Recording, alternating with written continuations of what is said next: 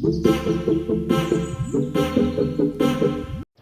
இன்றைக்கி பார்த்தீங்கன்னா நான் கருப்பு கொண்டக்கடலை எடுத்திருக்கேன். இந்த டவரால் தான் எடுத்திருக்கேன். இது 3 பேருக்கு சமைக்கலாம். ஒரு 3 to 4 விசில்ஸில் ஆஃப் பண்ணிடலாம். 2 மீடியம் சைஸ் ஆனியனை வந்து கொஞ்சம் பெருசு பெருசாக கட் பண்ணிக்கலாம். அதே மாதிரி 2 மீடியம் சைஸ் தக்காளியை கொஞ்சம் பெருசாக நறுக்கிக்கலாம்.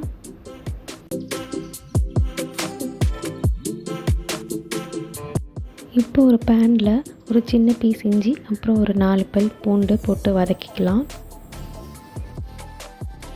அப்புறம் நம்ம கட் பண்ணி வச்ச வெங்காயம், தக்காளி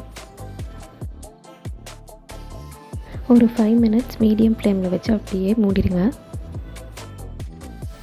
இப்போது இது கூல் ஆனதுக்கப்புறம் நம்ம மிக்சியில் போட்டு நல்லா கிரைண்ட் பண்ணிக்கலாம்.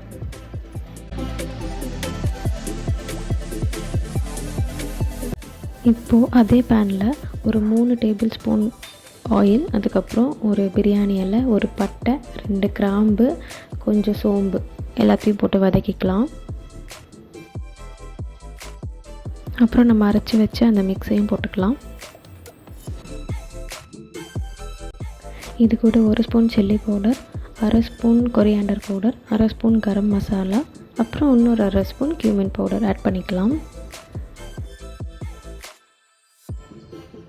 உப்பு போட்டுட்டு நல்லா கலந்து விட்டுட்டு ஒரு 10 மினிட்ஸ் நல்லா மீடியம் ஃப்ளேமில் அது கொதிக்கணும். அந்த பச்சை வாசனைலாம் போய் உங்களுக்கு வந்து கிரேவி இந்த மாதிரி திக்காக வரும்.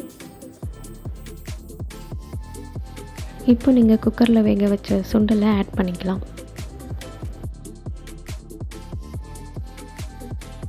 ஸோ அவ்வளோதான், நம்மளோட கிரேவி ரெடி.